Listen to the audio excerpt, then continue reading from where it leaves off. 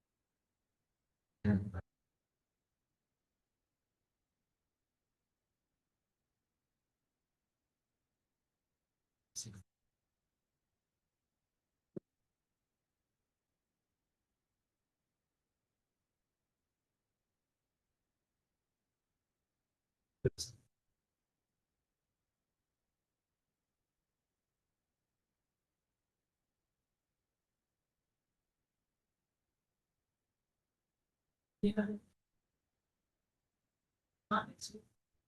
It's just, geez.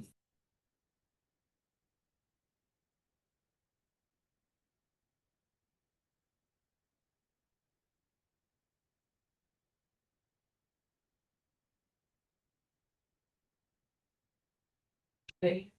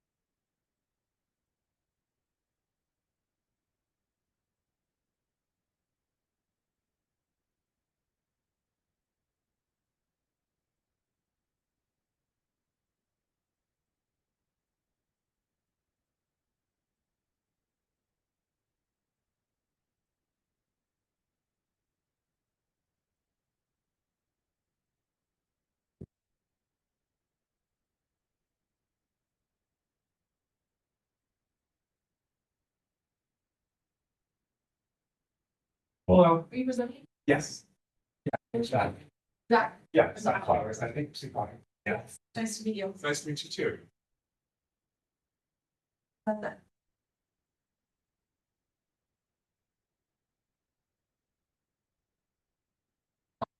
you. Been a long time. A little bit. How have you been? Good. The hell are you? Good. Usually I see you at the big meetings.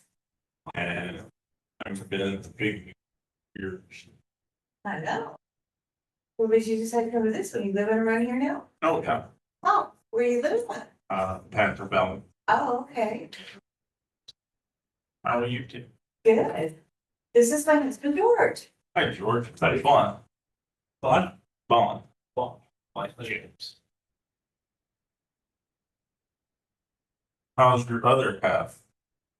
You mean Danny? He's doing okay. He stays away from this stuff. Oh. Really? Yeah.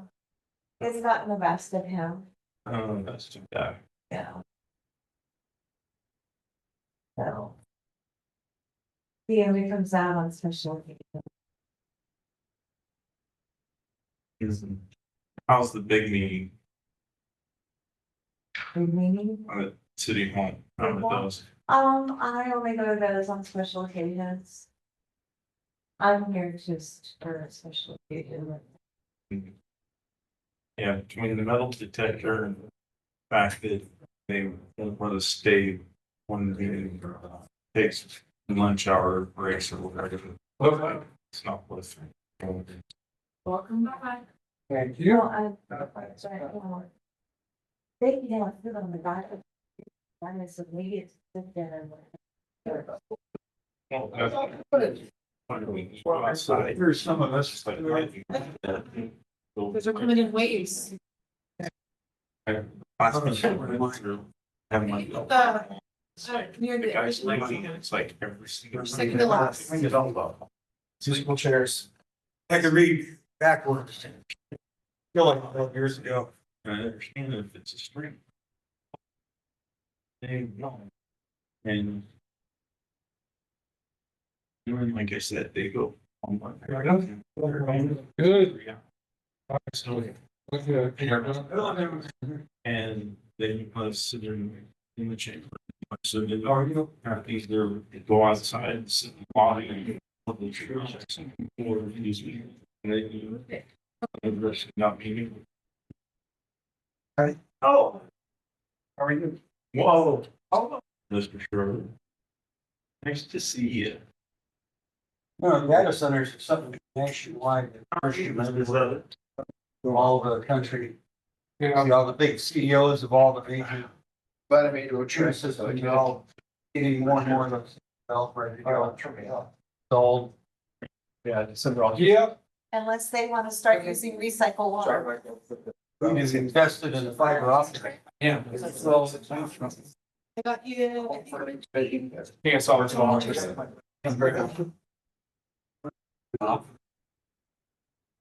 Clear up all this stuff on my phone. You keep posting it, and you're on it, you got your phone number, send you a notice and Scam ya. Worst part about it was when we had a summer break one time, we still kept the phone. Come down, everybody's getting late. No, I know we're off, you know.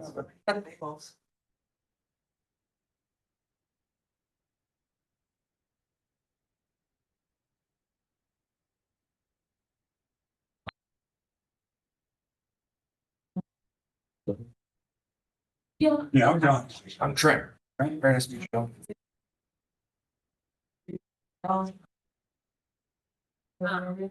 Maybe to work. Oh, very old, yeah. Very positive. Let's move back to the second. That's how. Um. You know, it's.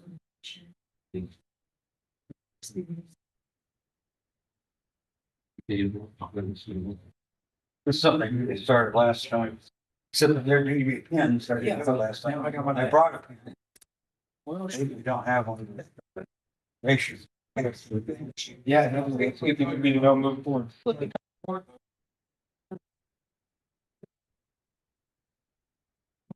It's only one project, that's what it's.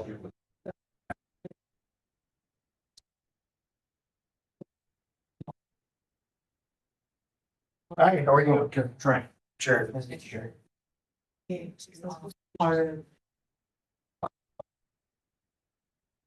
Moving on.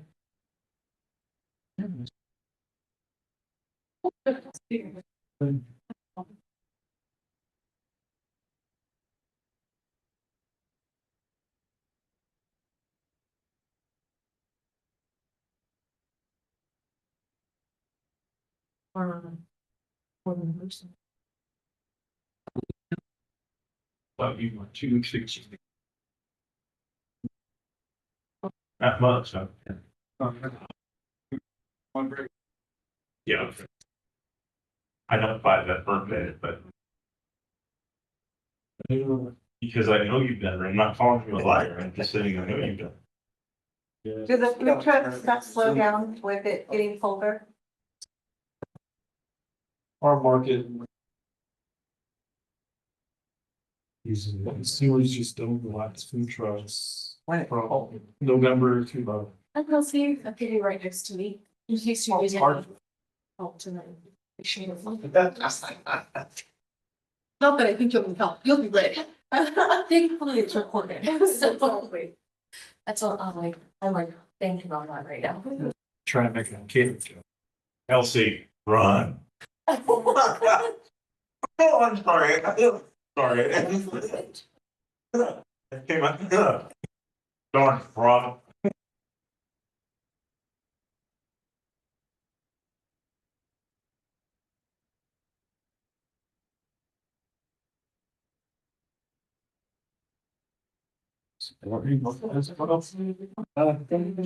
Yeah.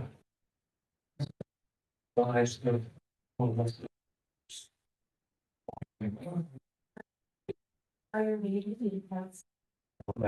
worse.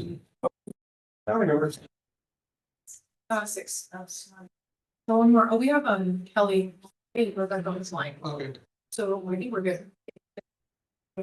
She's line. I'm gonna try it twice. And each time I was on 395, because I had to go into town and come back, go home and back in town again. Every time I was stopped and then like both doors. That's the one time we just. So, I don't see anybody gets anywhere because you. yeah, I think yesterday morning, it was still 2 lanes going south and northbound. But on my way home last night, I noticed like some concrete loose or whatever, and so this morning, I went in the southbound.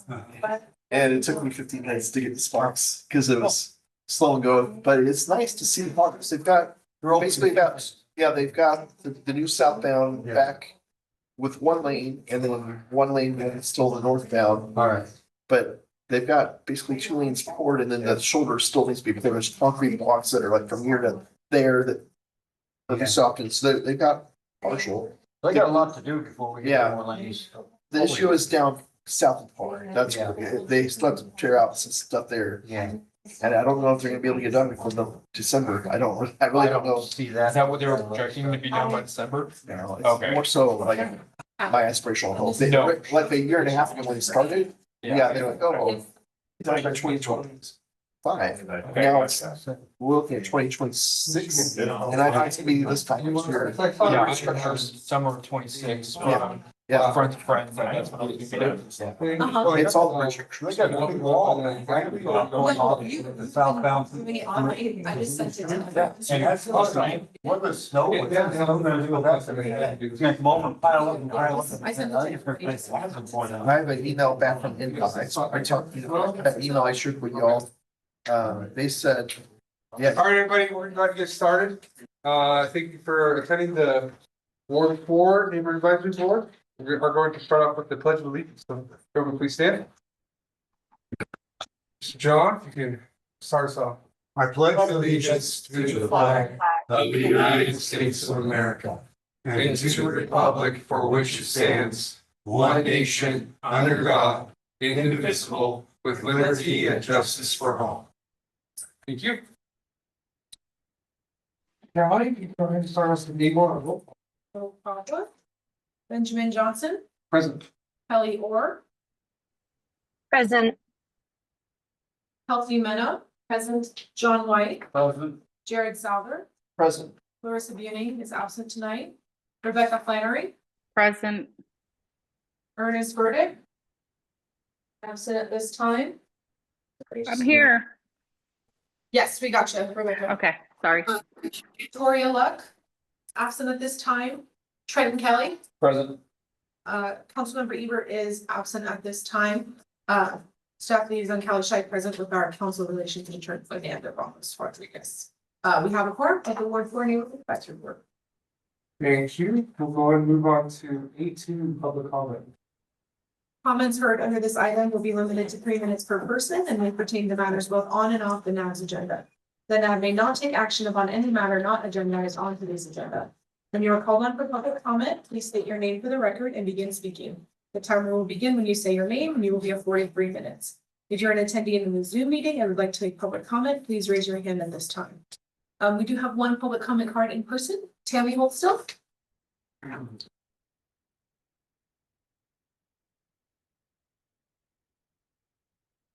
Hello, my name is Tammy Holtstill. Before me, I have a letter of intent. I will be running for Commissioner of District 5 for Washoe County. For whom it may concern. My background is I've been married to George Still. I married him and have been in Lemon Valley since 2012. I became active since 2012 or 2017 when we had the flooding here in Lemon Valley. Since that time, I became called the foot stomper of Lemon Valley because of the fact that I didn't like how residents were not being treated whenever Washoe County and the city of Reno were not taking care of the residents as we were flooded. Since then, I have been very active in inappropriate development. I have done research on inappropriate development, learning how the water systems work, how the sewer systems work, all kinds of meetings. 2017, I had Congressman Amadei out for a tour of Swan Lake. In 2023, I tested Swan Lake to find out about the bacteria in Swan Lake, the arsenic. In 2024, I had the Lieutenant Governor out and the Hansons out. And then in 2025, I did an additional test of Swan Lake, found out that there is medical waste and heavy metals in Swan Lake. I then took it to DC where I talked to Congressman Amadei and have further gotten assistance from him. At this time, I believe that the only way for me to move forward is to become more active within the government to move further. My beliefs are that family and community, healthy community come first. Honesty and transparency within the government, respect of the Constitution and the laws are up of the foremost. Infrastructure and responsible development are a must. Accountability and fairness of respect for others is a plus also. I am running and I believe that the community deserves leaders who are honest and forthright. That's why I'm running and I hope to have your respect and support and vote. Thank you. Thank you very much. And good luck. Thank you. With that, I don't have anyone else registered for opening public comment. Do we have anyone on Zoom? That's like I don't have anyone. We'll go ahead and move on to A3, approval of the agenda. Are there any changes made to the agenda? I do not have any issues, Mr. Chair. Can I get a motion for approval of the agenda? John White moves for approval. Take a second.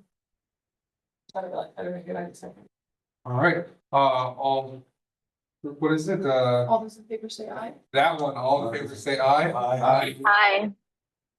Any opposed? None. All right, motion approved. All right, we're gonna move on to A4, council liaison report. Which. Geez, right here at this I time. have Councilmember Ebert online if you want, we can we can reopen this. Yeah, if she shows up later on, we'll, Perfect. here's her back in. All right, we'll move on to A5 staff.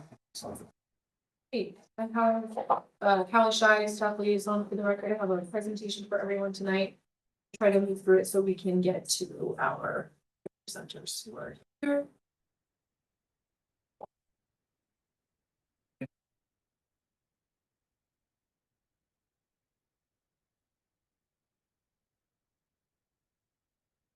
Sharing. Hey, hello, everybody. This is the first staff liaison report I'll be giving. The hope is to give some general updates. And then give a short training on a topic. So we'll start that tonight. First, I just wanted to remind everyone of Reno Direct. We have some cards over there if anyone needs them, but they're great for board members or members of the public who might have a service request they need answered by the city. So you can put in general service requests or just questions you might have.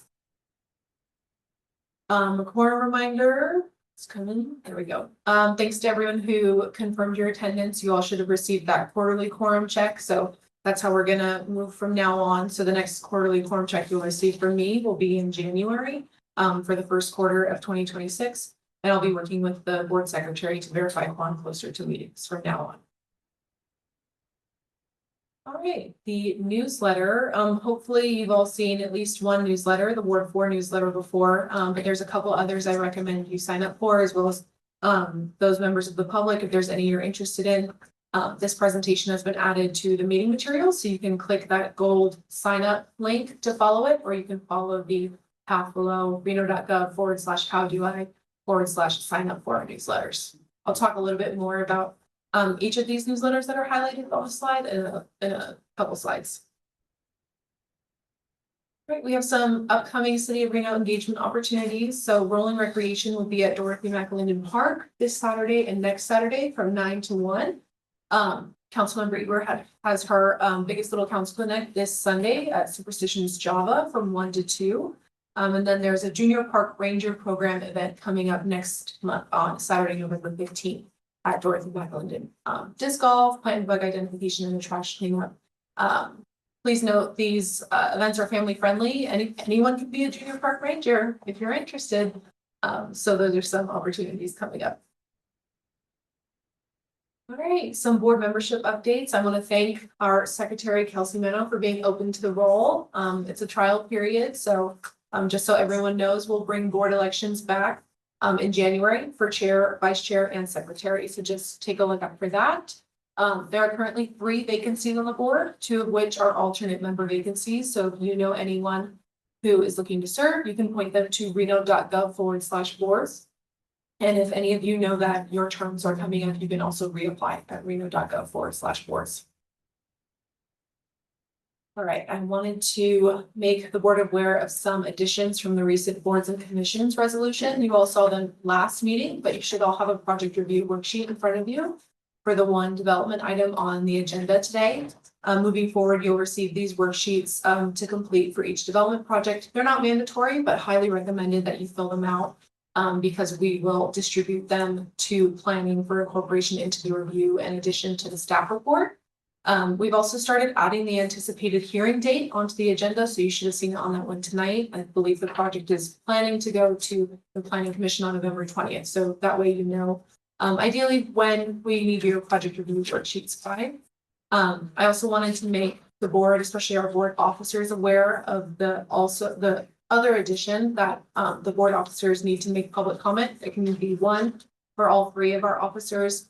At a future hearing, that doesn't mean you have to go to a planning commission meeting or you have to go to a city council meeting. You can submit public comment in advance, written through a form. You can email either the city clerk or the planning commission public comment form. If you aren't sure when something's happening or where to submit something, you can always email it to me and I'll make sure your public comment gets put in the right place. I want to note that this public comment is meant to give the planning commission and the city council an idea of what the discussion was like at the meeting. It's not one board member's particular opinion on a project. You can reserve your own public comment for that. This is to give everyone an idea of what the discussion was like, what concerns did the community or the board raise on a particular project. And I've outlined the modes of public comment on this slide so you know the different avenues you can use for that. All right, we're gonna start with our first training topic. It's tracking planning entitlements through the city. So if you've ever seen a project come through and you're curious about how the process works with the planning department in the city, I'm trying to show you why here. So it starts with intake. Every second and fourth Monday of the month, the planning department accepts most applications and they review them for completeness. Once the planning department accepts it, they schedule the project for a NAV and for a hearing, so planning commission or city council. And then the planning department will send out courtesy notices to property owners, the neighborhood advisory board members and other affected property owners. So if you've ever received those quarter-page pink courtesy cards on the front side, those are the courtesy notices. So I want to show you kind of where the public would first start to see this information, and that starts with the development projects newsletter. So this is one of those newsletters that hopefully you all want to subscribe to. It informs the public about current development projects that have just come into the planning department. So it includes all of the projects they've received, including some initial project information, the project name here, the case number, some property information, important dates such as the NAV and the hearing, contact information for the applicant and for the associate planner, the project description and a map so you can orient yourself with where the project is. And then there's also a link to the One Nevada portal and a link to submit early project feedback.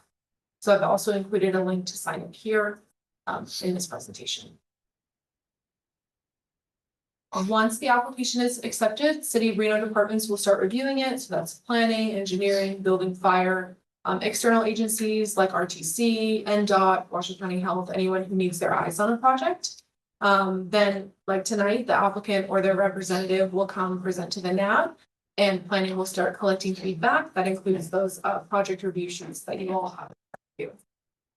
The best way to track where a project is through the One Nevada Regional Licensing Portal. This portal is where you search for business licenses, entitlements like the one tonight, building permits, code enforcement cases, anything like that. And it serves Washoe and Douglas County, Reno, and Sparks. So I've searched the project we saw at the last meeting here. So when you search it, you'll find the record details, which gives you some contact information, the project description, the same one you see on the agenda.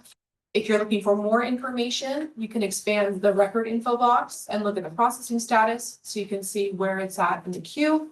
And most importantly, in my opinion, you can see attachments. So if you're looking for a specific attachment, these could include general case comments, applications, things like that. You can find them here. So it has the project type. So here you see application, and then all you have to do is click on the blue highlighting text and it'll download that application to your device. You can also search by address, by parcel number, in addition to case number if you're just looking for other information.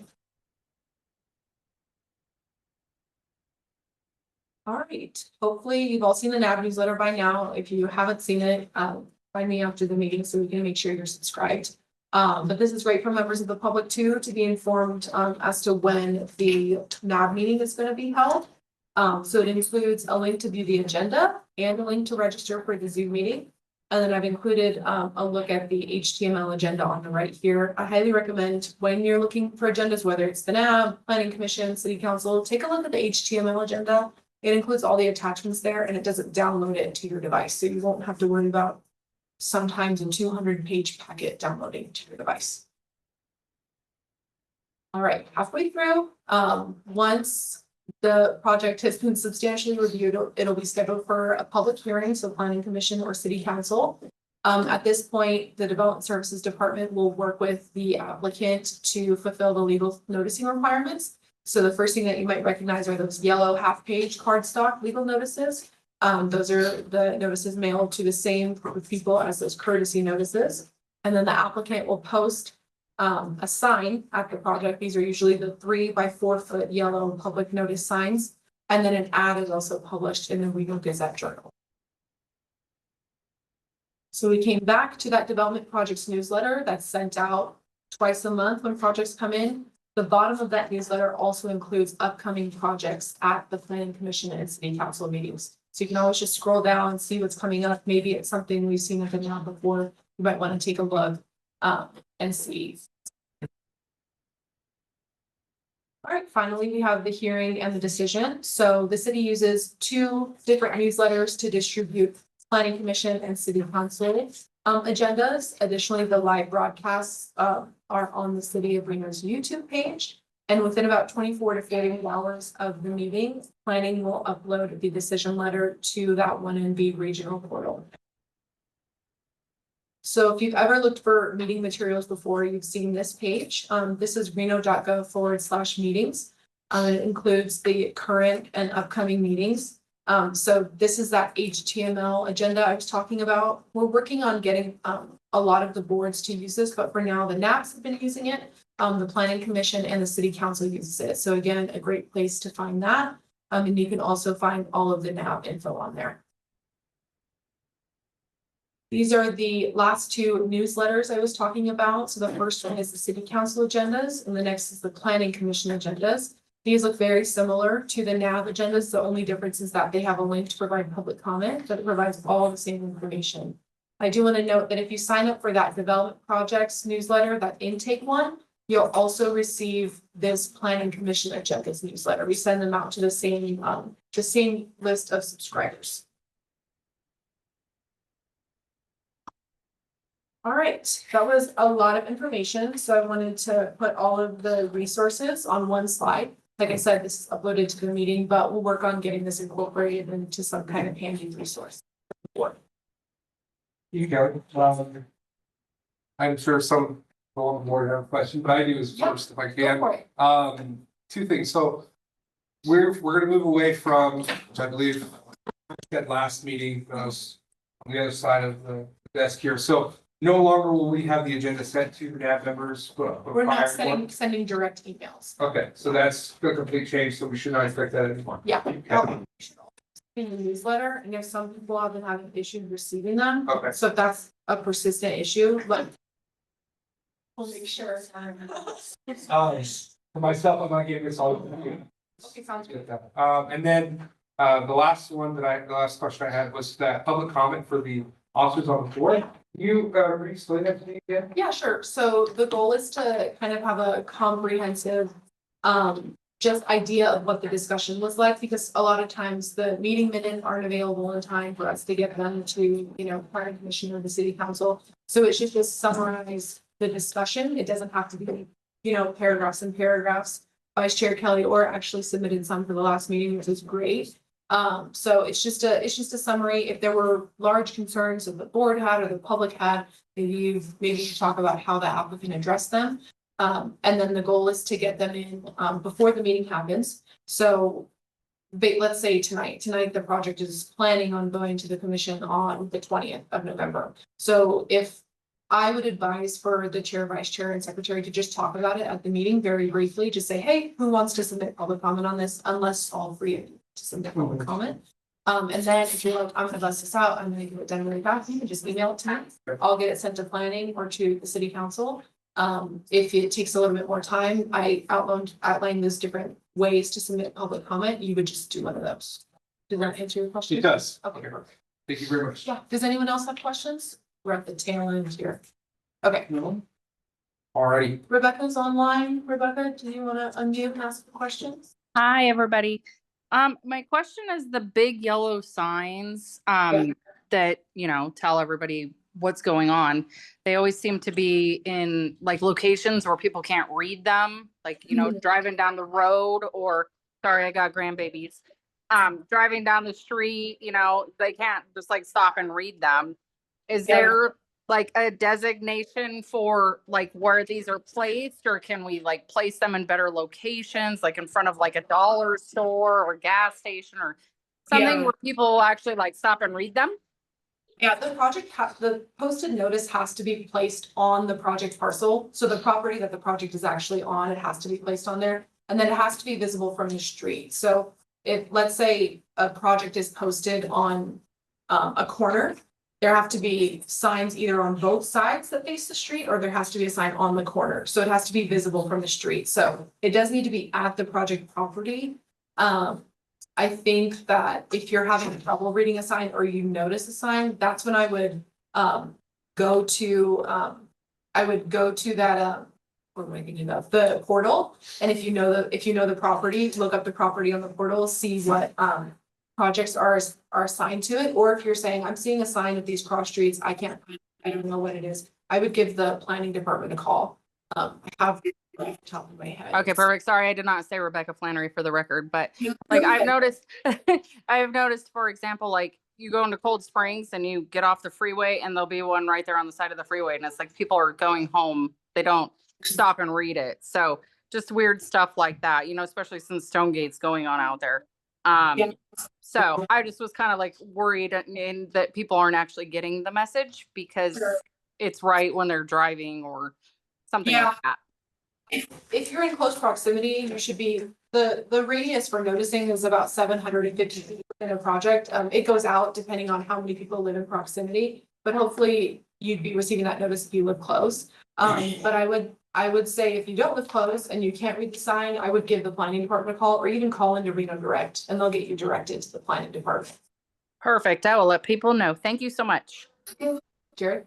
So to add to what Rebecca's saying and to sort of talk about it demographically, as more people sign up for the newsletters and these distributions of like development, that's one thing, but like social media wise, as we actually engage the community, whether it be on Facebook or next door and putting those out as well in the proper channels, that might help to gauge the community better and to have that. So I think in the years moving forward, that might be an opportunity as more people engage with the city of Reno and Washington County that way, that will help as well. Hey, Jared, I can that feedback. Any more questions? 2 or 3 more slides? Do you have more slides? Two or three more, last one. Go ahead. Okay, I wanted to provide you with 2 additional resources. So let's say you want to see those development project newsletters, but you don't want to receive an email. I get it. I cannot stand having another email in my inbox. The Development Services Department maintains this land development projects page. The path is on the bottom, but it's linked in the blue. So this is on their page, and they provide a link to the development project newsletters from the past year. So if you want to look through any of those, they link them on there. They also provide a list of rejected applications. So if you saw something come in, but it didn't go anywhere, maybe it's on there, maybe it got rejected and didn't move any further. And then they include a link to provide feedback on development projects. I like to advise people to use that link on that page to provide initial feedback. There's another link that I included on an earlier slide that goes directly to the planning commission for feedback. So there's a distinction there. Regardless, if you submit your comments to either one, it will get included in a staff report. The last one is the community development zoning map.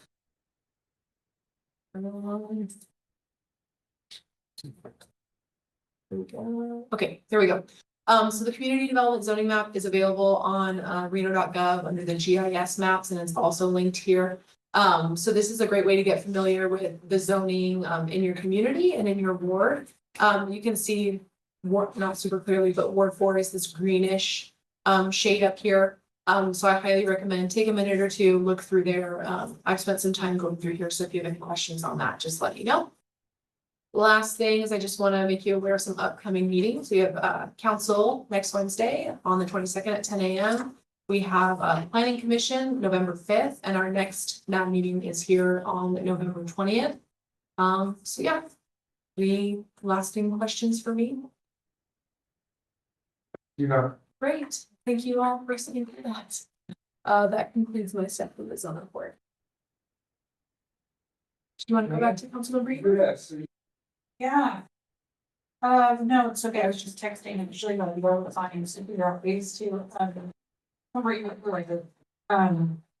find out where else we could post yellow signs, because I know sometimes it's difficult, like location wise, like you put as many signs as you want, but you can't stop there to read them.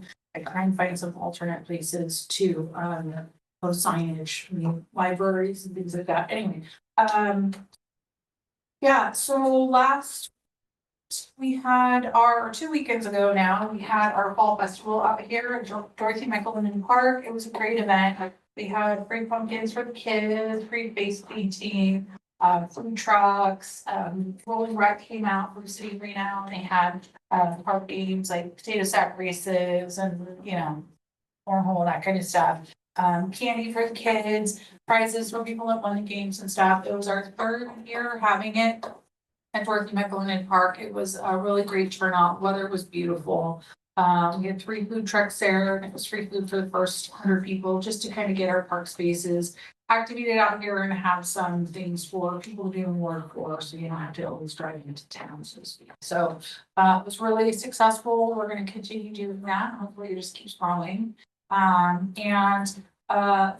know that there was a lot of interest in the Stonegate development, the proposed change to the master plan with the zoning change and getting rid of a planned use development plan and changing the Stonegate location to primarily industrial usage. That unfortunately, well, depending on how you feel about it, it was approved by the Truckee Meadows Regional Governing Board last Thursday.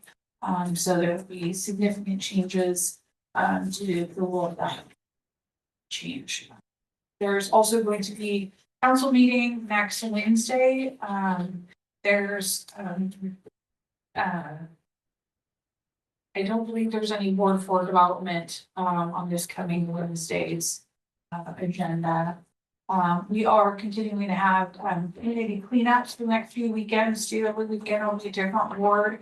And they will include hazardous and e-waste on these cleanups. We did not have them at ours a couple weeks back when we had ours a few weeks back. So we're gonna have a second community cleanup out here that is just hazardous and e-waste. I'm trying to find out if we can also have at least 1 or 2 regular dumpsters for, couches, wood, whatever kind of stuff people want to toss.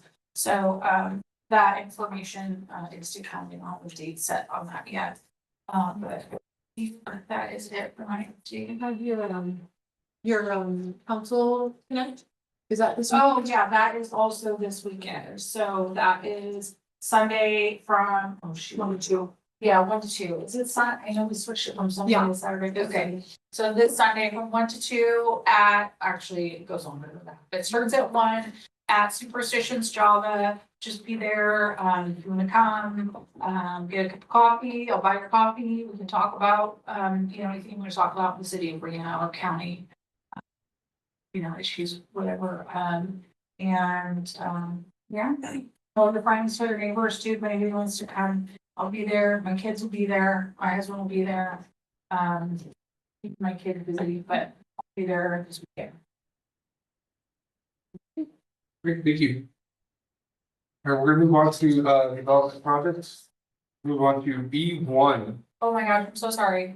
Okay. Also, just wanted to add, RTC will be coming to give an update in the November, at the November now.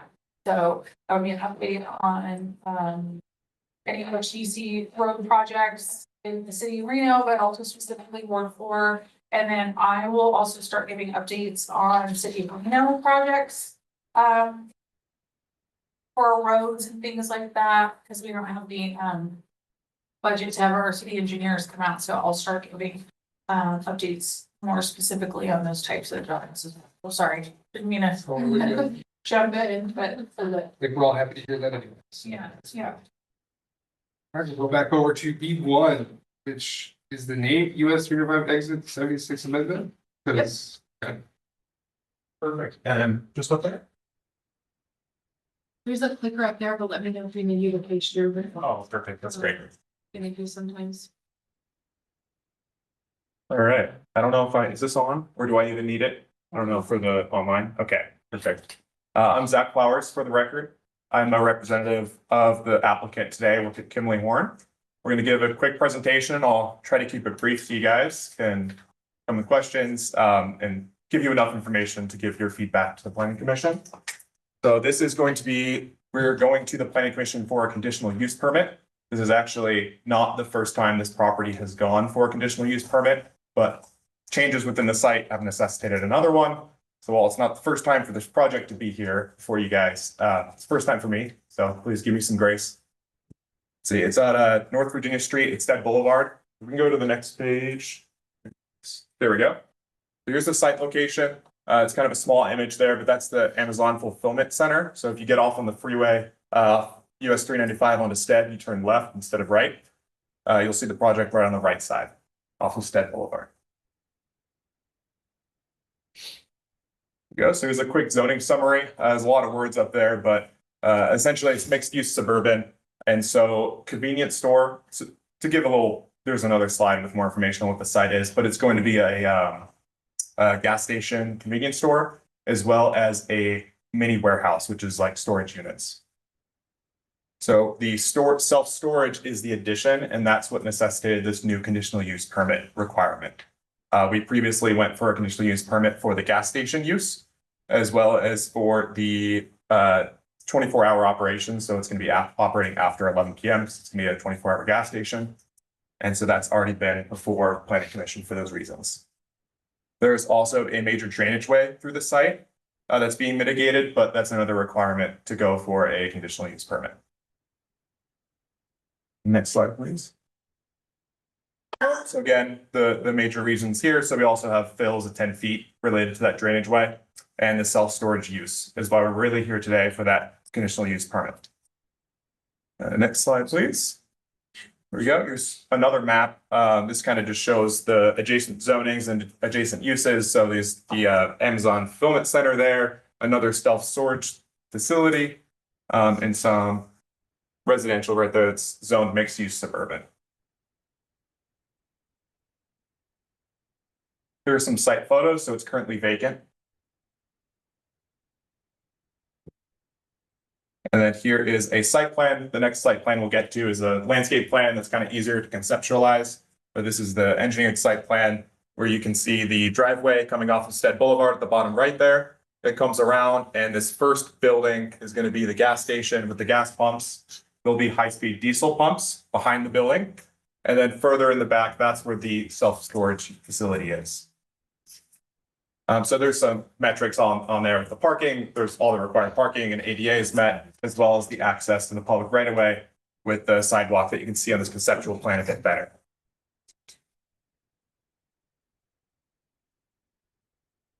So this, since the conditional use permit that we're going for now is because of the addition of this self-storage facility, we just added some building renderings of the elevations. So this one on the top is going to be the front. So if you're closer to Stead Boulevard, looking at the front of the building, that's that top elevation. And then the bottom one is going to be from the back.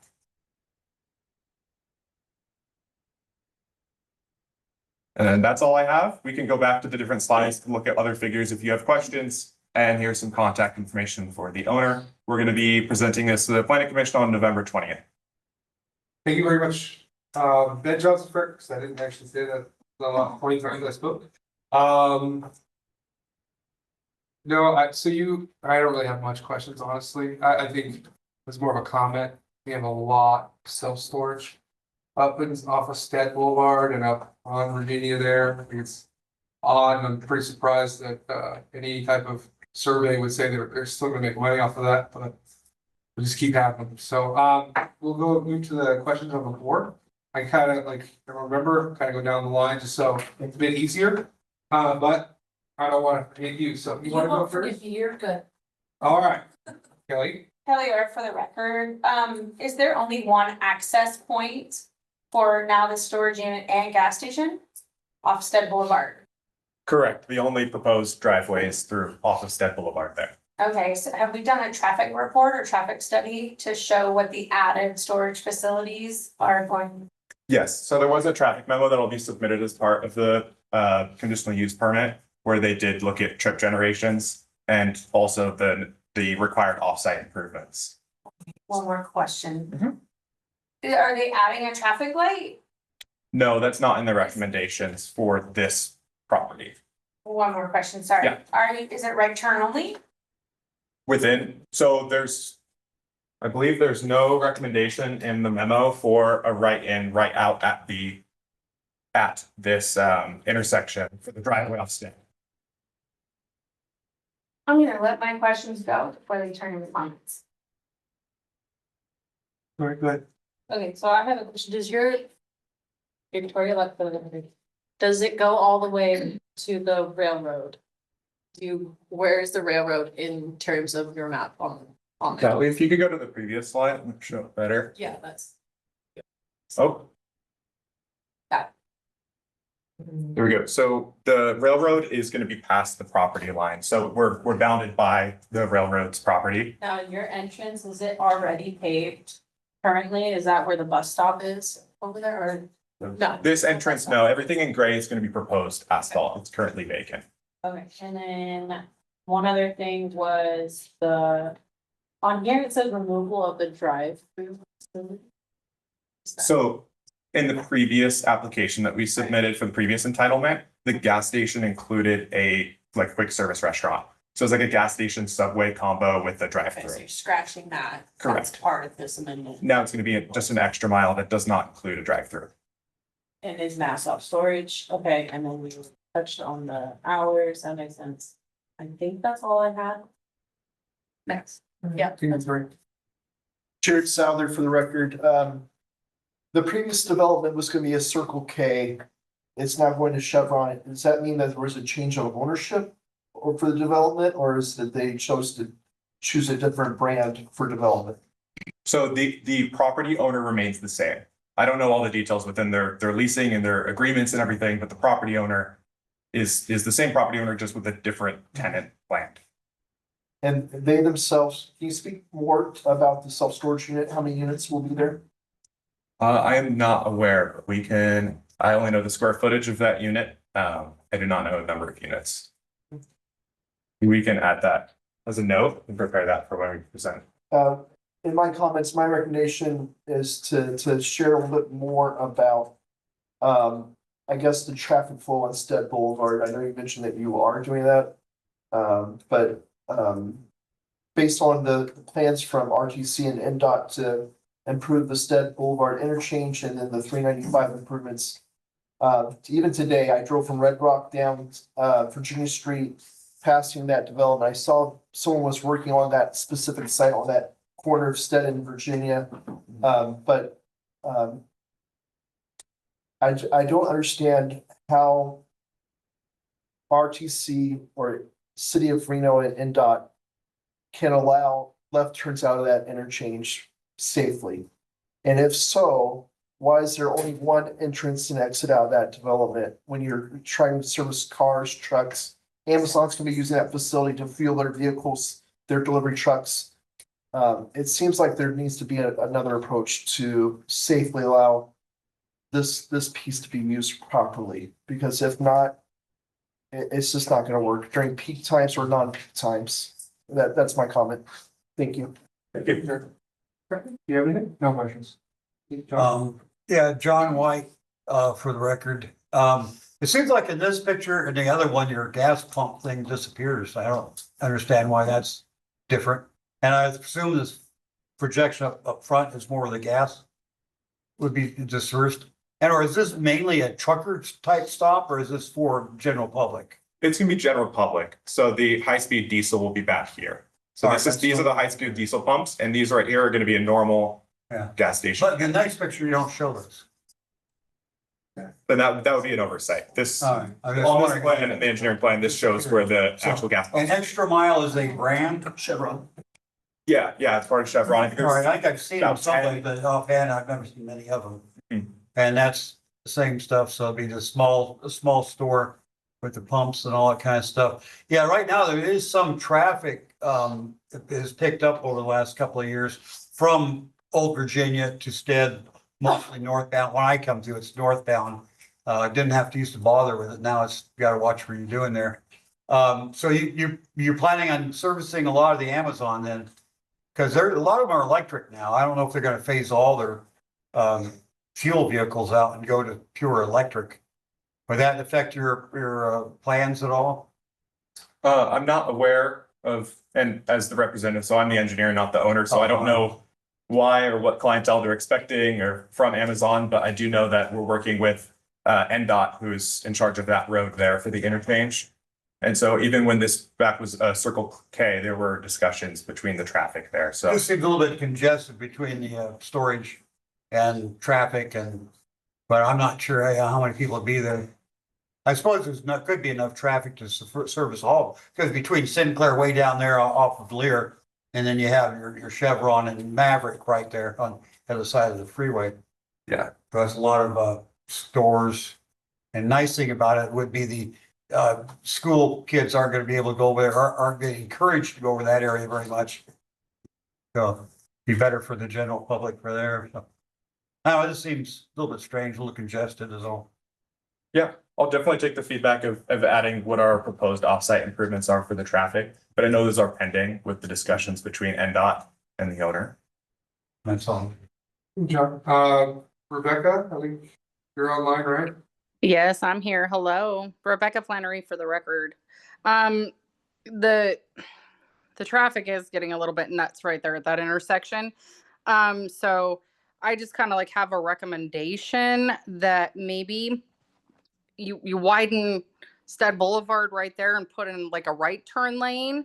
And then on Virginia, you have another entrance and an exit where people can like leave the facility, because turning onto Stead Boulevard is going to be a nightmare with all the increased traffic that we have out there. So I was just thinking that if you had just like a straight right turn into it from Stead, but then make your main hub point on like North Virginia, that might make traffic flow just a little bit easier, since that area of North Virginia isn't completely compacted yet with traffic. Thank you. Thank you. I do want to note part of the traffic memo that has been prepared so far includes recommendations for right turn lanes. All right. So we'll pick those on our next exhibit. Kelsey Bennell for the record. So I just wanted to go back to the amount of self-storage facilities that we have. There's 11 operating ones in Ward 4 and 2 that are have been approved or being built right now. And so I was just curious as to what data they're using to show that Ward 4 needs another storage facility, and kind of, you know, again, how are they going to make a profit? And so, because this is going to take up a lot of land, right? And so, another question I have is, do you know how many jobs this is going to create? Yeah, so I'm sorry, I do not have the answers to those questions right now. I will say I am surprised myself. This is not the only self-storage project I've worked on. But a lot of people have garages full of stuff. Yes. So the numbers support them, and they're a business in this city for a reason. But I don't have those numbers, but the number of jobs, we can definitely get that.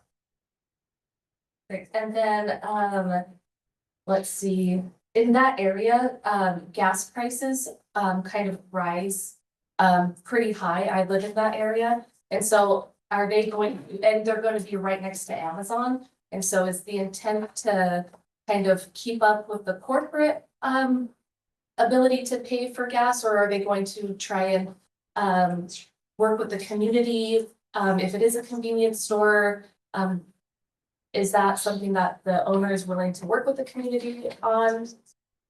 So I am not aware of the price that they'll set, but I do believe this will be more on the tenant side rather than the owner, who is the applicant today, and what they set and with their business, because I do believe it'll be through Chevron. Okay. And then, let's see. The filling is over 10 feet, is that correct? Correct. There are fills across the site that are over 10 feet. And then, has there been like an updated flood impact study done on how it's going to affect the businesses in the area below? Yeah, so the engineering plans on the preliminary grading plan that will have to be submitted as a part of this conditional use permit will show the drainage conveyance. I get this layered into work, but helpful. You can kind of see right here, you see these two dashed lines that go all the way up. So that is the existing drainage path approximately. It's currently a channel. And so the proposed design, we go to building permit and we'll include this on the preliminary grading plan for the CUP, would have that piped underground and convey the same flows that are currently expected. And so there'll be no impact to the flood levels there. We'll be conveying the existing flows. That's, all that I have. Thank you. Rebecca has her hand raised again. Okay, before we get to round two, any more questions? I have another question, but you have a question? Yeah, actually, I did have a couple. One, I know we've kind of touched on, Councilmember Eagle for the record, sorry.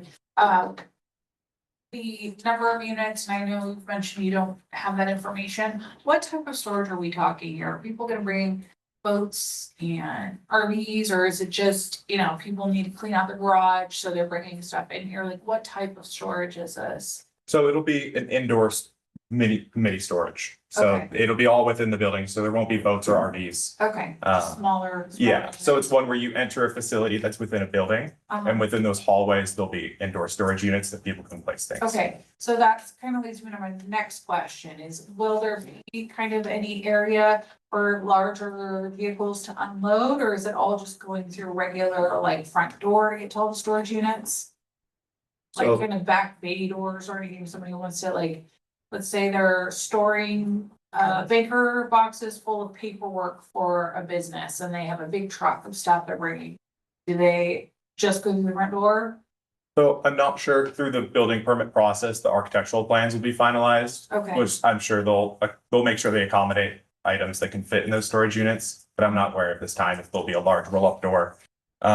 We'll provide any loading, unloading requirements within the parking lot as required by the code. Okay. Hold on one sec, I've been scribbling all over this. How many stories is this storage facility anticipated to be? Can you go to the elevation view? I am not certain, but I believe it's It kind of looks like two-story. from the renderings, but I wasn't sure.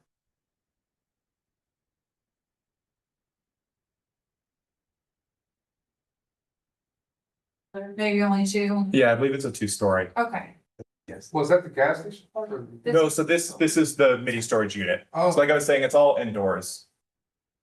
Okay, and then, something that I'm particularly sensitive about is the, kind of landscaping of different type of businesses out here. We have a lot of industrial uses and it tends to look industrial out here, so just as a comment from a council member, obviously, do whatever you want with it, this is not a condition of approval. But I like to see as much landscaping as possible, even if it's a little above what code says. And I like it to see, or to be kind of, I like to see kind of native vegetation as much as possible. I feel like that's a benefit to the community to not have to just look at boxes all the time. And again, this is just opinion, do whatever you want with it, but I just think it looks nicer for the community if we can do more of that. Landscaping. Absolutely. Thank you, Councilmember. Oh, one other thing too, I know it was mentioned about the drainage. There are some areas that, in Ward 4 that have to offset 130% of the impervious surface that's covered by developments. Do you know if this project falls into this, that there will be a detention or retention pond to offset the, impervious surface? Yes, yeah, so there will be retention ponds. Okay, And retention as opposed to detention because it will not increase flows at all, because this does go to Swan Lake. So they're gonna be located up here. You okay, kind of see there's slightly less trees and some lines there in landscape plan. It's also depicted on the preliminary grading plan we'll be submitting. And that'll okay, be sized to ensure that we comply with that requirement. okay, thank you. Yes, thank you. Okay, Ben Johnson, director, my main one, so part of the client, the business that's being brought in is high flow diesel, tanks or the pumps. And I'm looking at it and the landscape view actually takes out those pumps, and I think the previous slide will show it, but how are you expecting a tractor to turn around and go through those pumps? So obviously we want them, they probably not want anyone to have a trailer hooked up to it. But I don't see how, a 18-wheeler is gonna make it through there even without a tractor. There's no turnaround points. So it seems like an odd engineering design with no, roundabout way to get in and out of it. Absolutely. And the previous submittal for a CUP, we provided site plans that showed the truck turning movements. So we can do that and see what the anticipated traffic is. But Yeah, yeah, right there, yeah. Okay, and then, last one. I used to walk up and down that for years. I lived downstairs, but I actually used to work at On Track, which is right across the street from there. Mhm. And, my commute was just walking, and it was really annoying that a lot of the businesses would not put in sidewalks. And I don't see that in your site plan at all. But are you guys planning on adding a sidewalk for the, part of the Virginia that you're touching? I believe so. It's not depicted on here, but I'm pretty sure Title 18 will require us to add sidewalks along our property Property line, boundary. yeah. Okay, that's good, because, on the right side of Stead, you're coming, what is that, south? Right, up, south of Stead, the right hand side, there is no, sidewalks, and like half of the left side is. Because everyone's doing just their property line, so I was just hopeful that you guys would add sidewalks for your property line that you have. Yeah, so I'll kind of step back a second because I do believe that the property line is actually here and that's within NDOT right away. So that would be up to NDOT. But we will, as required, provide sidewalk access to the driveway itself. I'm not certain on what we would be doing along NDOT's right away. So But what we you're can saying is confirm that, that with them. NDOT would be the one who'd say if it requires sidewalks or not. Well, because I believe our property's off here, right? So this is gonna be offset. To answer your question fully, I am not sure right now. Because there'll be more coordination than a normal city street because it's on NDOT property, and that is currently pending with the offsite improvements as well. Thank you. Go ahead. Kelly Orr for the record. My next question, is that gonna be a secured storage facility or can just anybody go back there? Are there gonna be security Like a gates, a gate. code that you enter, or is this a free for all? Just a code at the front door? So as far as I'm aware, our current preliminary design does not have a gate right now, so it would just be at the door. You have more faith in the public than I do, sir. Mhm. Trent Kelly for the record. Only question I have is for the parking around the storage unit. A lot of people tend to bring stuff in trailers when they are, loading up a storage unit. It doesn't seem like the parking really accommodates for, people coming in with trailers, just single vehicle use.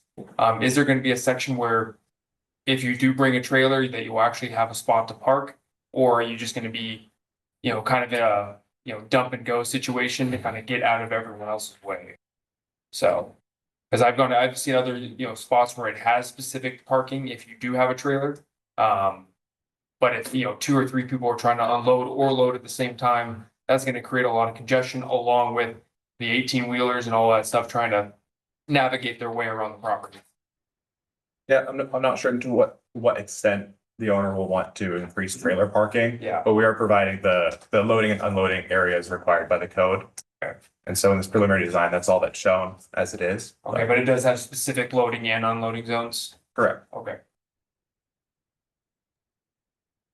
I know Rebecca has a question online. Does anyone on the board, Rebecca, have any more questions? So Rebecca? Hi, Rebecca Flannery for the record. First of all, I kind of want to know why there was a restaurant or Subway or whatever was supposed to be there taken out of the equation. Because I do know that a lot of those people that work in warehouses don't have a lot of selection to food. So I thought that would be a really great idea for all those employees. But I also think that this is kind of like the strangest concoction that I've ever seen, just because usually if you have like a gas station, there's like a motel, not a storage unit. So I'm just kind of like wondering how this flows, just because I've never seen this before. And if this gas station is running 24/7, there's a likelihood that people are going to do things to that storage unit if it's not protected. So I just kind of want to know, like, what are the guidelines? Just because I've never seen anything like this, to people having their stuff protected. But I also want to know why the little restaurant, Subway, whatever, went away. I feel like if you put like a McDonald's there or anything, like that would be helpful to the community. It doesn't have to be a drive-in, but are you going to put, is there going to be some kind of like fast food, Subway, McDonald's, whatever in this gas station? So there will be no like quick service restaurant like Subway, and no drive-through. As to why, I'm not sure. So that's up to the tenant. And as well as for the multiple uses, I cannot answer that. I'm not sure. It's the decision of the owner. So Rebecca Flannery again for the record. Yeah, is there some reason, like, how are people going to be able to access from Stead Boulevard to a gas station when there's a storage unit in the way? It just seems like a weird plan. I'm trying to make this make sense. So there's going to be no security for people in storage with a gas station that's open. And, sorry, but most of the crime happens at night. So it's like, if people are going there in the evening and going and doing things to people's storage units, this just it doesn't make sense to me. I need more clarification on to how this actually ties together and how it's going to work. Yeah, I appreciate your comments. I will say the storage units are proposed inside a building that will be secure. Whether or not through the process they end up wanting to propose a fence to separate the parking that'll be for the storage unit versus the gas station, that I'm not sure, but it's not currently being proposed. And the roadway on the planned south side, that's larger, would be the main circulation for people going to the storage unit. So they're not going through the gas pumps in front of the gas station. So then, Rebecca Flannery, for the record, has the developer considered maybe putting some kind of like a restaurant on the site to kind of make it all blend together, whether it's fast food or a sit-down restaurant or something that services not only the people that are going to the gas station, but say you're going at 9:00 at night and you need to go do something with storage, but you've been moving all day and you're hungry, and then there's a restaurant there. Like, is there any plans to make this completely conducive into like a whole thing for the area, for the citizens, for the community, to make it like a kind of like a sort of all in one? Because like I'm saying, like if a semi needs gas and they're going to come here, most of the time they're driving through and they want some food also. So I'm just kind of wondering why that aspect was taken out. Not so much the drive through, but like the food aspect, not just I'm going to go in and grab a bag of chips or a hot dog on a warmer, but something that is kind of like helping everybody at the same time. Does that make sense? Sorry. No, I get it. It makes sense. I understand your sentiment. I'm not aware of the owner's plans, and they, as far as I know, are not proposing a restaurant with this project at this time. Thank you. We're gonna continue. Do you have one real quick or? Oh, real quick, that would sorry, Kelly, or for the record, that would be my recommendation to go back to ownership. I will definitely reach out to ownership on my end to put a restaurant there, whether it be a Black Bear Diner or something like that, that services the community, not another storage unit. But thank you for your presentation. Thank you. Thank you very much. Appreciate it. And, sorry, share it solid for the record. Okay. Rebecca, I want to share that, Extra Mile is similar to a Maverick. They have hot food choices. They have deli, they'll have sandwiches. So it's not making a food island, like it's not causing, yes, it's not a franchise, but they have choices. So those that are coming there, it's similar to a Maverick. It's getting visitors' choices, not just a bag of chips. So Can I respond to that, Jared? Yep. Rebecca Flannery, for the record. I understand that, but what I'm saying is, say you want to have, say a semi truck is coming through the vicinity, and are they going to pull off at the Maverick on the other side of the freeway where they have food options? There's like a Taco Bell, there's all that right in that area. Or are they going to go over here where there's a storage unit? I just kind of think that if they made it all inclusive and all like one design, that just seems to fit more effectively. Okay, thanks. We're definitely gonna move on. Thank you very much, Sam. Thank you. He's not the guy anymore. We're gonna move on to business items. C Chair, one. just so you know, I don't have any public comment. Okay. Okay. Yeah, we'll move on to C one, the food truck Thursday update. Actually, have slides.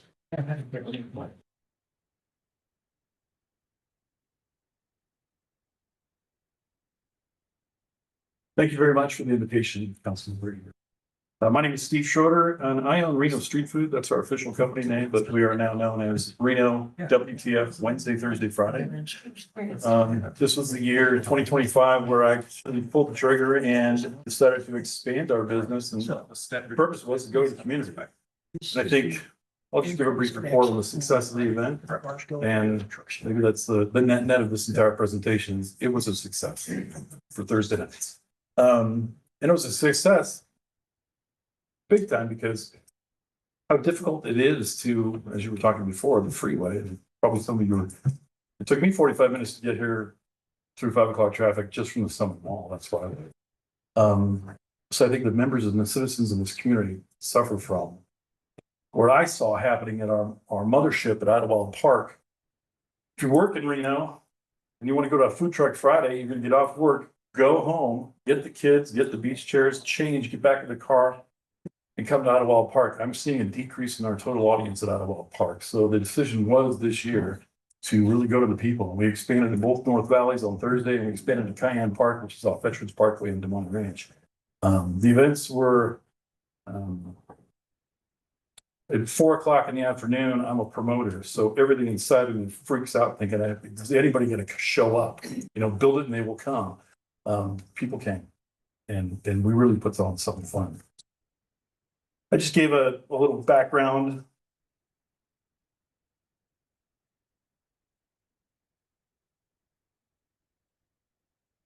There we go. Okay.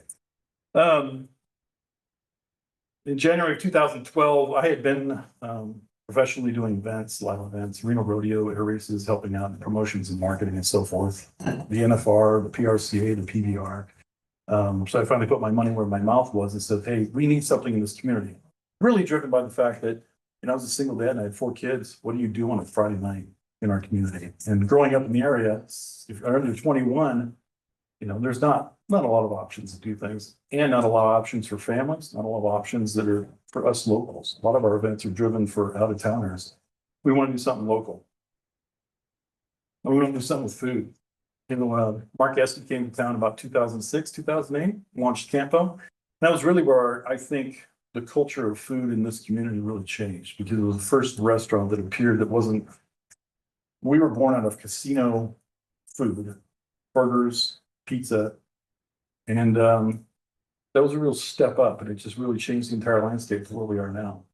When I started Food Truck Friday in 2012, there were only 6 food trucks in Washoe County that were operating on the streets. So I saw an opportunity to really, also another company I've had is in business development, small business development. So it was really seeing, if you have a dream to get into a business, if you're in the food truck industry, you cook some food and people say your food's great and want to get into that industry. Yes, the food truck is an early entry point into that business and that industry. However, things have changed over the last 14 years. Costs have increased, permits, licensing. It's being seen as an industry that we can really permit heavily. We've now got 150 food trucks in Northern Nevada. And our events, Wednesday, Thursday night, we had the pleasure of being able to book 80 food trucks a week. So that means 80 small businesses had an opportunity to survive and thrive. And the difference between, a food truck pulls up to Buck Drive in the evening up here in North Valleys, they might make $200-300. They can come to an event like this and make $5,000-6,000. So there's a difference between I created the event to sustain an industry so the food trucks can thrive. We're a free to attend event. We will always be a free to attend event. Our goal is you can basically come to Food Truck Friday, Wednesday, Thursday. You might not even eat from the food trucks, but you bring your kids, the kids get to go to school the next day and go, we went to Food Truck Friday. That's what it's all about. We're committed to the business community.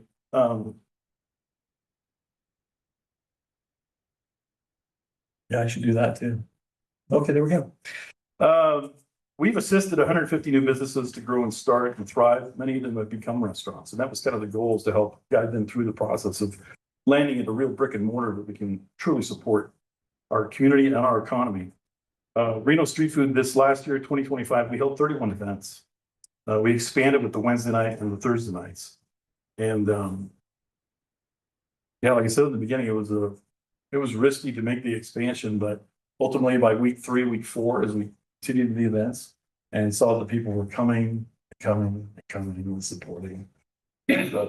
Our average attendance, we'll talk about Thursday night. We're probably seeing, we were restricted in the other parks, different than Idlewild. Now we use North Valley's Regional Park. It's one of the largest up in this region. Tons of parking, that was a need. Ingress and egress was the need. And just seeing the amount of homes that surround that park, that's where I saw the vision of people coming to the park. We saw about 500 to 1,000 people on each Thursday night, which was sustainable for our business model. When we started, it was going to be 6 food trucks, maybe 8 food trucks, which is what I asked the county, please, can we do this? We'll start small. Because everybody thinks, oh my God, it's going to be Idlewild Park, our Food Truck Friday. We grew it to sustain 15 food trucks by week 3, week 4, throughout the remainder of the event. And we did 9 weeks because that was just how we were able to run the park. With the dates between all the little leagues and the different events that take place at the parks. And I have to say, first, I only like change when it's my decision. But this change that was given to us saying, because we originally booked 13 weeks, the 9 weeks worked out best for us. And that's something we're going to sustain. I'm even going to look at review for Idlewild Park as well. That's when the kids get out of school and we end the week before kids go back to school. We're a family event. And at Idlewild, we even see a decrease in our audience. Those last 3 weeks of August, once it's darker earlier, and there are no lights in the park. So for North Valley's Park, this really worked well because we were closing right when it was getting dark. Public safety is a huge issue for us. And seeing the decrease in audience. I know, everybody's schedule changes when kids go back to school. We did get many comments from people, hey, I don't have kids, they know school, why are you stopping these events? But when we see a decrease in audience, that's a decrease to the potential buyers from the food trucks. And if it's not a success for them, it's not a success for us. We were over the 80 book trucks a week. In the weeks that we did this, we saw in reports from the food trucks, over $3 million was tracked in total gross sales of the food truck sales, which means we're sustaining a part of industry and part of our economy. 137 hours of business that we did between 3 events. And then of those 100 businesses, they were able to sustain employment. And that was a good thing, as well as licenses, permits, fees, sales taxes to our community. Yeah. So we went with North Valley's Park. And like I was saying, it really satisfied a few things. This was a great entry into North Valley. And like I had heard from many people, bring the event to North Valley, please, do something up here. And it was really a satisfaction of a solution that, like I said, if you work in Reno, you're going to come home to North Valley and try and get back to Idlewild Park. It's just not going to happen. So it really satisfied a whole lot of good things for this community up here and for the citizens of the community that they could partake in a fun event, a free event. We provided the food trucks, we put them here, everybody can sit here. We had a live band every week and everybody's sitting on the grass having a great time. It really worked out well. So the goal is, yes, we're going to continue with this. We are committed to growing the event, I guess. Our challenges, the elephant in the room, the freeway. Guests getting home from work to try to attend the event, Highway 395, that's what we call it. The construction severely impeded residents of North Valleys and our food vendors getting to the event. We had several food vendors that were leaving Reno at 1 o'clock, 2 o'clock in the afternoon. And they have to be there by 3. You can't, it's a health code. You've got to get that thing fired up and running to a proper temperature before you can serve food. We had many of them that were arriving late to the event. So it was a challenge for them because anytime they leave earlier, it just means more employment costs. Food choices. It was a vision that had come true even when I started Food Truck Friday at Idlewild Park 14 years ago. Food choices. I have 4 kids. I couldn't take them and travel around the world and experience different cultures and different food. And food is a representation of culture. So by bringing these food trucks to the area where they represented food and culture that didn't represent any business community here up in North Valleys, it was fun. Fun to watch people walk up to a Mediterranean truck that serves a shawarma. Where's that? And then by week 2, week 3, oh my God, that was amazing. Let's get that and tell their friends. And that's how food works. Food makes friends. The business models provide a space to gather, eat, and hang out with the friends and family. What we found is the majority of people, interestingly, in North Valleys, and it might change by next year, because of the lack of food options, I think in North Valleys, this is the only way I can relate to it. What they did is the consumers would drive up, park, walk up to the food truck, order the food, get back in their car, go home. Now I created an event that the sticky factor was, hey, stick around and hang out. That wasn't happening. So it took a while to understand the quantity of people that were coming through because of the consistent transiency. So we hope to, over the next couple of years, make it so that there's more sticky factor and people can stick around and enjoy their evening together as a community, because it's a community-based event. But it also satisfied a real need for people thinking, hey, on my way home, I can hit that food truck.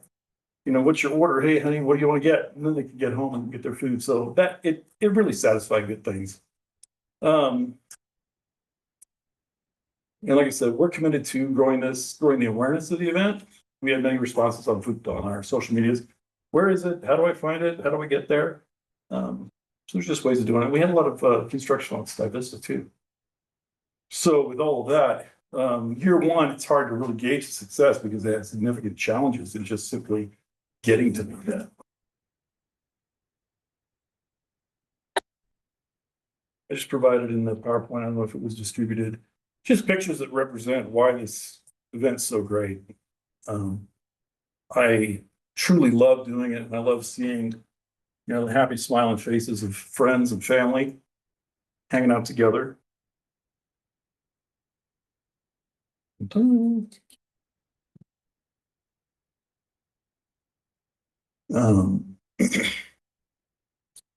The great thing about what I get to do is food is one of the few things that can transcend language, culture, and religion and bring strangers together. And I love it that you see 2 people have no idea, they don't know each other. They go to order food. Somebody says, hey, where'd you get that? Oh, I got it over here. Oh, great. Conversation. Conversation turns into, hey, come back. We got a big camp over here and come meet our friends. That's what food does.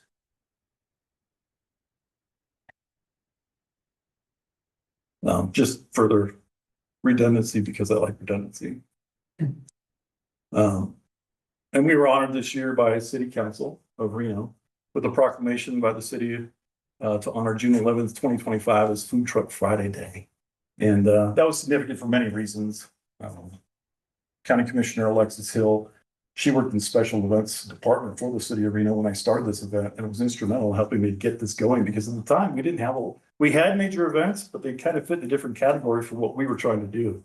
I'm a private company. We weren't a nonprofit coming to it like a 5K that wanted to do a little run around town. We wanted to actually launch something that was be great. And Mayor Sheevy was one of our first vendors with the fashion truck years ago. So it was neat to see how this whole thing came around. We've been recognized as one of the top 5 largest weekly food truck events in the nation by the Travel Channel, and we're the largest one in the state of Nevada. So as an event, it's been an honor to be able to do something like this.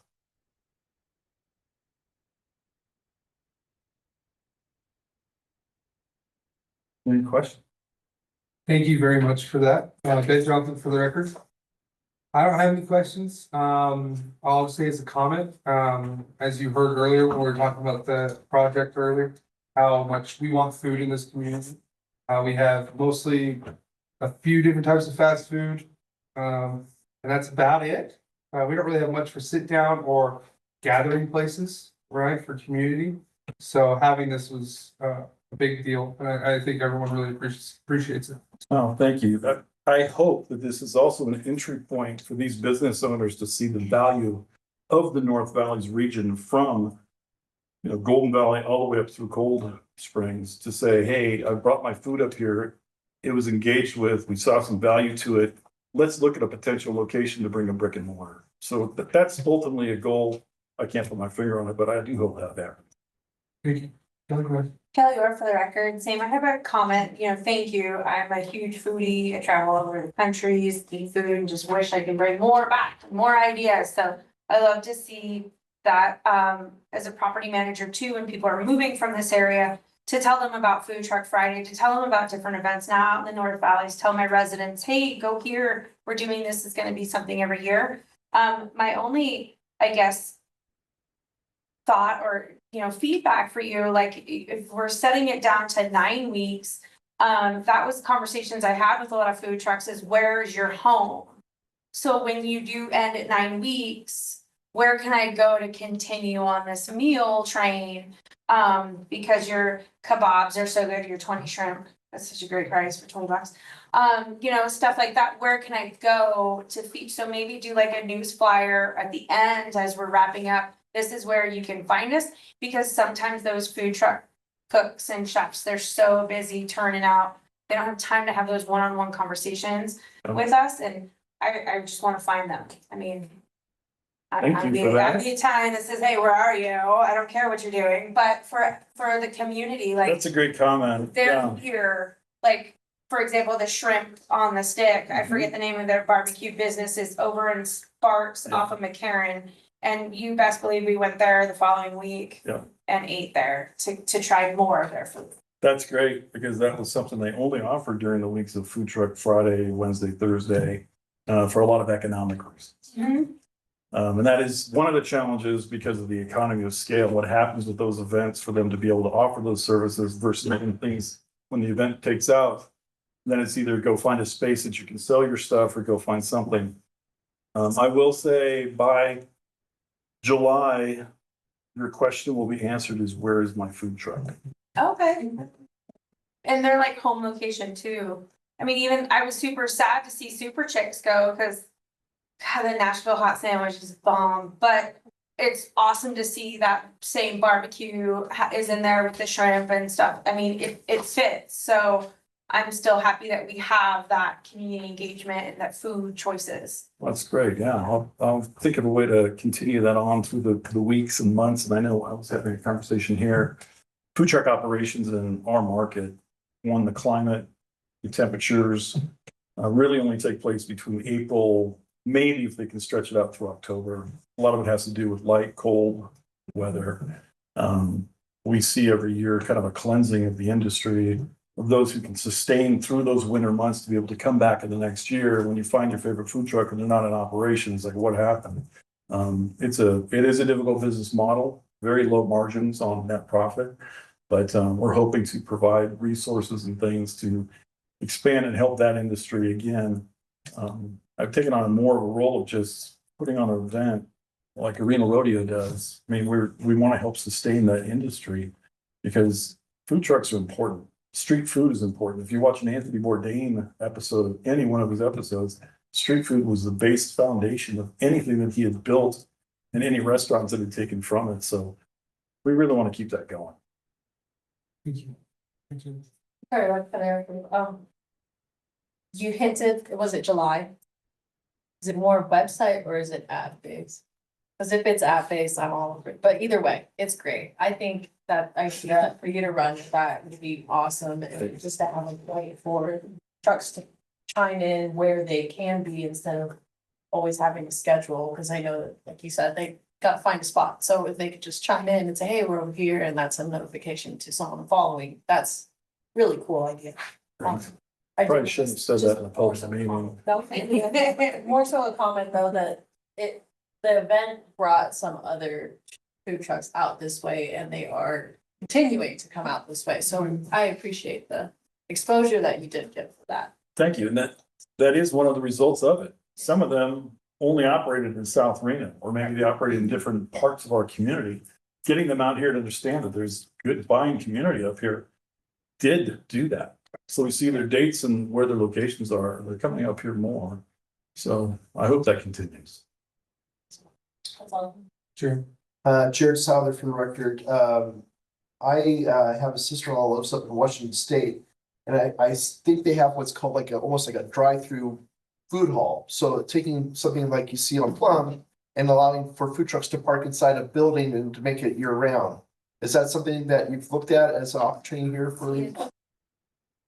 Yeah, so I have, in my competitive analysis of putting this event together, travel, well, Austin, Texas, San Antonio, Portland, which is famous for that. They actually have several locations where it's a permanent building, food trucks surround. There's a few different models. It's just cost. Getting an agreement to lease space and then figuring out how to properly market it, which is gonna be a big expense, and then probably do it. Reno Public Market was kind of an iteration of that, because that's how I got contacted to help build out that project. Bring all my food truck friends in on the first round of all the vendors that were there, because that was literally the best financial move, even more so than a food truck. The financial entry point to go into Reno Public Market was less than buying a pickup truck. So there's some good things that are happening there. Something like that. Location. And yeah, agreements with owners of property and see if we can do something. I think it would be great. Thank you. Sure. Thank you. Good. No questions. John White, it's good to see we're better than Vegas at something. And that, but this North Valley, is that a trading post in Silver Lake? Is that part of the park? Cause I wasn't quite sure where it was. It said in North Valley's park. That's where the baseball fields are, soccer right off the side. Yep. I go by there a lot, I don't know where. Stores, but, like I say, I generally don't go out much in evenings myself. Yeah, over here, that's the challenge, because the address of this park is Silver Lake. Yeah. So when I worked with waste management, that was one of the key things. We're a turnkey operation. That's how I created this. It's a cookie cutter. So in fact, it was kind of an odd challenge with county parks and the park rangers, because they didn't have to do anything for us. When we roll in, we chalk off, park the trucks. When I have to order. Where do you come in? Right here off of Sky Vista. Oh, Sky Vista. Yes, you're coming down from Walmart. Oh, yeah. And it's really, I think, the second right on Sky Vista. Yeah, right into these there's a little bit of a hill, so it's hard to see. Right. But once you get in, we ordered waste management. We had a 14-yard dumpster that we would drop off every single week. We would do the cleanup. We hired a trash company to do all the cleanup. And our job is to leave the park as we found it. We also brought in extra bathrooms, because the only bathroom was over here. And poor food truck owners like, oh, I can go to the bathroom. So all those things we brought into this park, and it's good marketing for the park as well for the county, but the room and the space was just fantastic. You can park anywhere around here if this event grew. It worked out well. I really wanted to do. This one came. All right, Rebecca, do you have anything? I totally do. Rebecca Flannery for the record. I was so supportive of you coming out here. I'm the one that clapping my hands there at NAB. And I'm so thankful that you did this. My question though is okay, so we used to have what is it? Marcolino's Italiano. Sorry for my white version of pronouncing it. But they opened a brick and mortar and now they're not out here anymore. So, and their food is amazing. So how does it go from the specs of doing the food truck Thursday, which is an amazing event? Please, I'm so grateful for this. Do any of these vendors that do the food truck Thursday out here have any ideas of opening actually a brick and mortar out here? Because it's kind of sad that they come out here and they do the food trucks and then they go open a business in town, which I know is going to make them more money. But do any of them have any idea of opening any of these locations out here in the valleys? Yes, I know some of them who actually reside in North Valleys. Are always asking the question, can I do a brick and mortar in wherever in the area? It comes down to economics, location. When you go to brick and mortar and standalone, it's very different. Significant costs, and there's a whole lot of licensing fees, permits, and health department.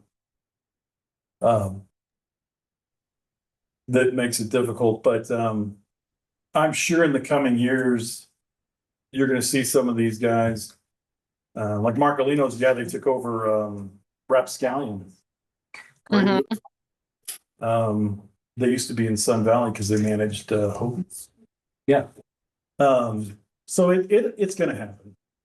I would absolutely love to see that happen. Sorry, I would love to see it happen. Down here, there was just nothing but building. We have a community now, so that's what changes. We had the same problem in South. There's 4 or 5 restaurants. That, Period. not, Where are you gonna go? Oh, we're gonna go to Two Forks, wherever. you got Skippoli's, you got Yeah. Twisted Fork, you have, Yeah. you know, EJ's Brewery, Yeah. you have more than what we have. So hopefully with that growth, like in South Reno, we'll see that same kind of thing take place. Northwest Reno, a lot of fast food, dearth of restaurants. So Rebecca, you bring up some great points. So over the course of the year, I do get my finger on the pulse of these business owners in constant conversation with their growth plans, and hopefully we'll have some reports.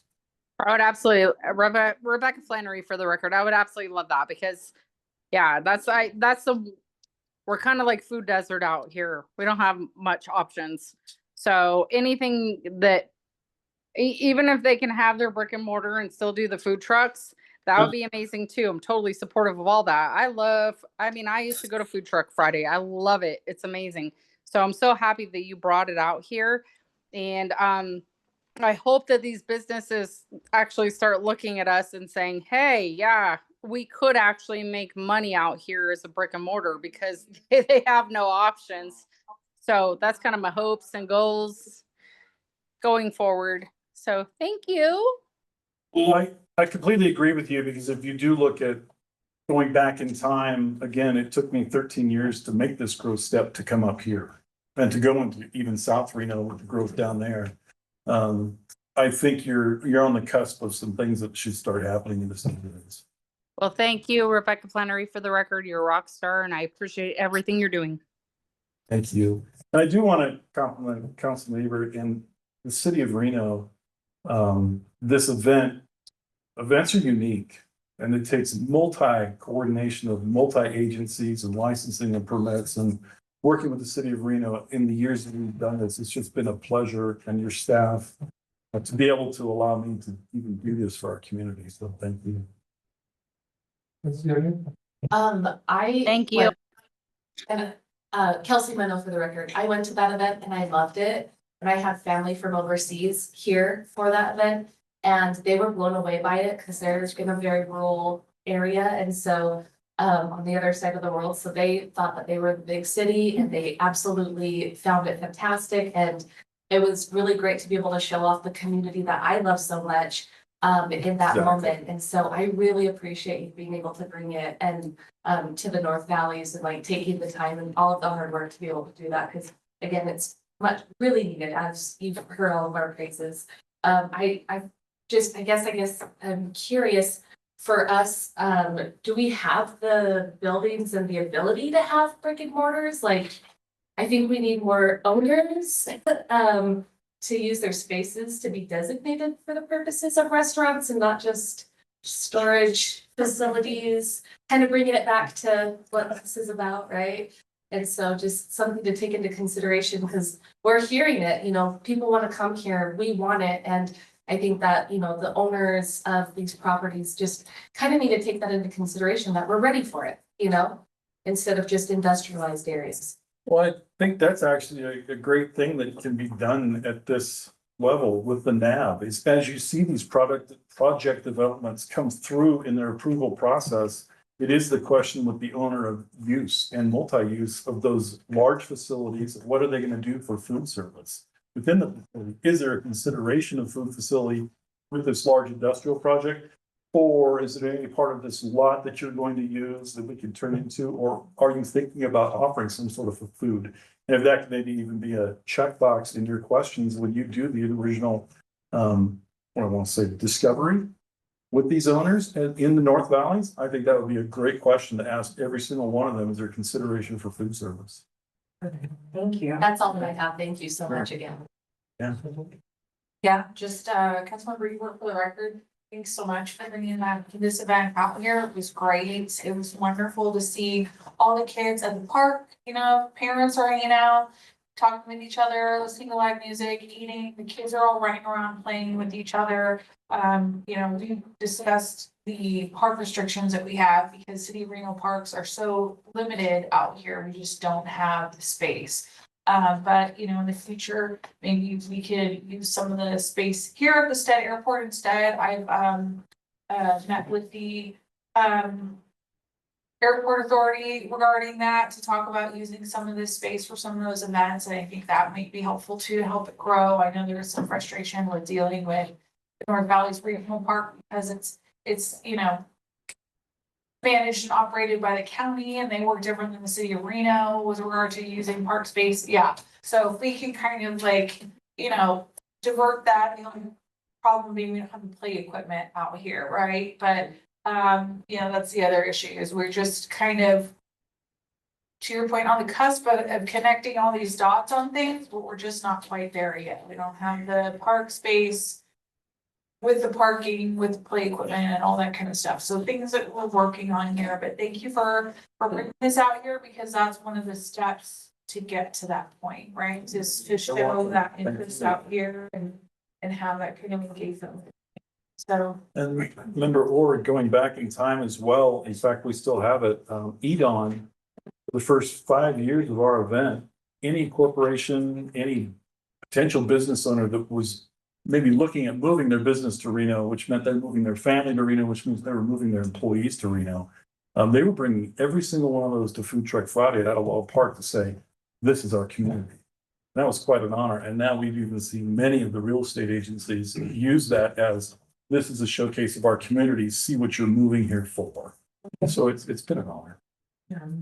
Thanks for letting me take all your time. Yeah, it was great and looking forward to it again next year. We're already like having winter weather here, so it's Yeah. not something we could do year round, unfortunately. I wish. But yeah, but it was great. My kids loved it and it was a great opportunity to try different food and, you know, I'm not surprised people were picking stuff up to take home because we don't have those restaurant choices. So it's an opportunity to try different types of food, and take it home and dinner at home if you want, and just have those options that we don't currently have out here. We got a lot of really great Mexican food, I'll say that, but we don't have a whole lot of other things out here at the moment, so.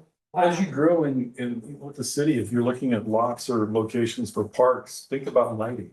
Yeah. Because that is one of our largest problems. Yeah. In putting on events in these parks, it's the public safety issue where we've got to close it down and you can't see. Yeah, So that would be, for that, yeah. it's another reason why we had to kind of close early. Even Yeah. in South Reno, no lighting, but if something was there, we could sustain it through the end of August and make Yeah. more of a. Do have some restrictions out here with, you know, dark skies, so Yeah. we have to kind of restrict some of our lighting stuff, but I don't know if that's something we can put up temporarily for events or something like that too, but that's a good point. I'll definitely take that I feedback. remember talking with Parks a couple of years ago, using Idlewild Park at the time.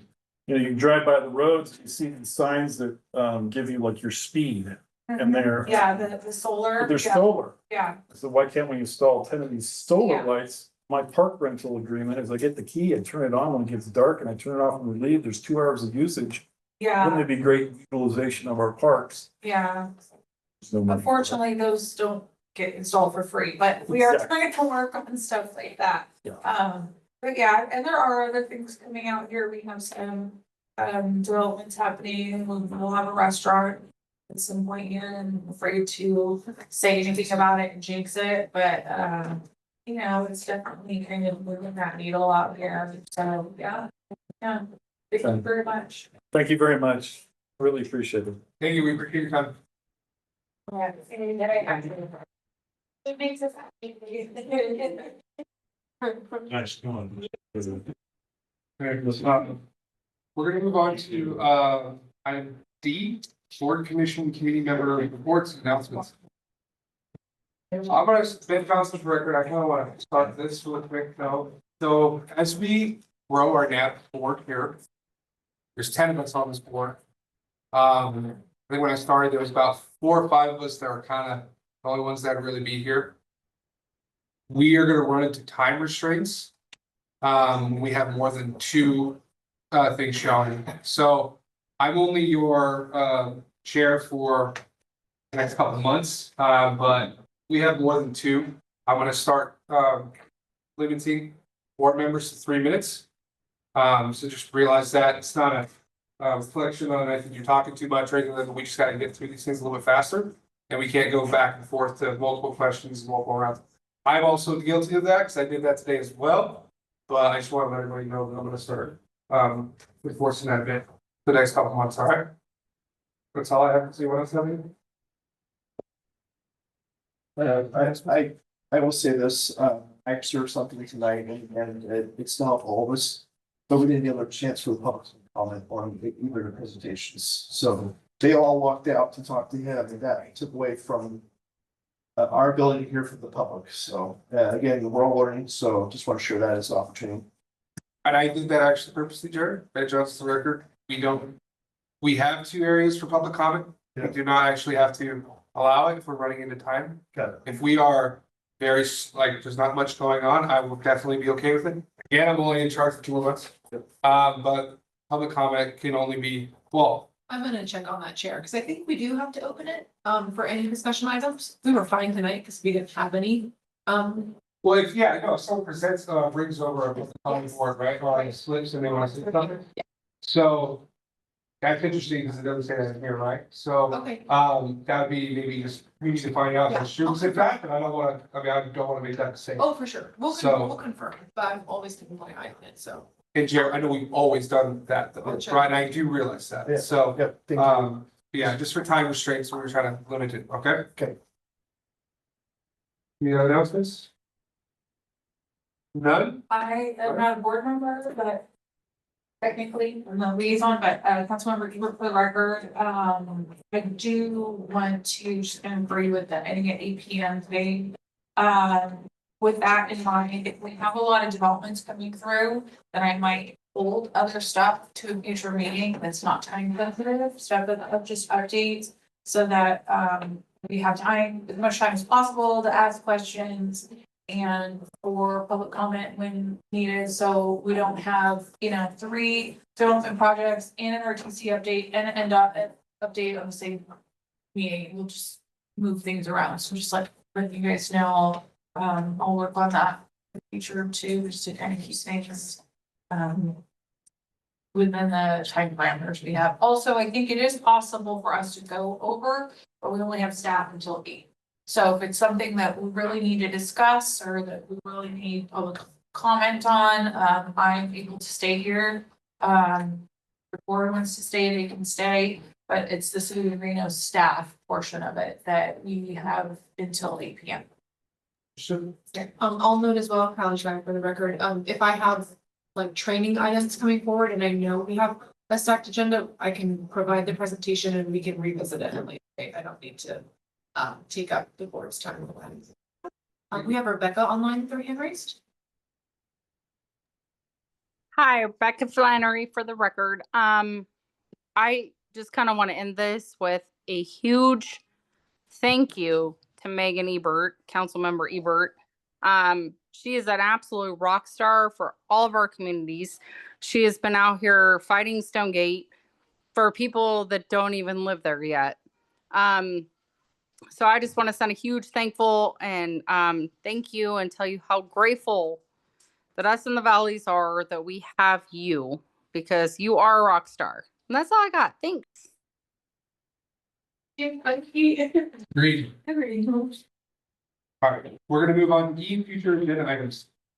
Does anyone have any future agenda items they want to bring for the board? Jared? Jared Southern for the record, this morning I attended a meeting, Chamber of Commerce. And I shook hands with the fire chief of the city of Reno. I thanked him for having battalion chiefs come out and visit with us, but that being said, when's the last time the fire department had a chance to speak to us in the NAB since we came out of hiatus? I don't think they've been here, No, not yet. so looking forward to them, hopefully in Q4. Just wanted to ask. Thank you. That's it. Are there any others? Seeing none, okay. We're going to the final public comment. Is there any public comment, But you, Do not have any public comment cards and don't have anyone in the Zoom meeting with their hand raised. everyone in the public to make comment. Yeah, all right. And I believe we're going to adjourn it. Do I have a motion to adjourn? Adjourn. A second? All in favor? Aye. All opposed? No? Aye. Congratulations on the first meeting. I appreciate it, Randy.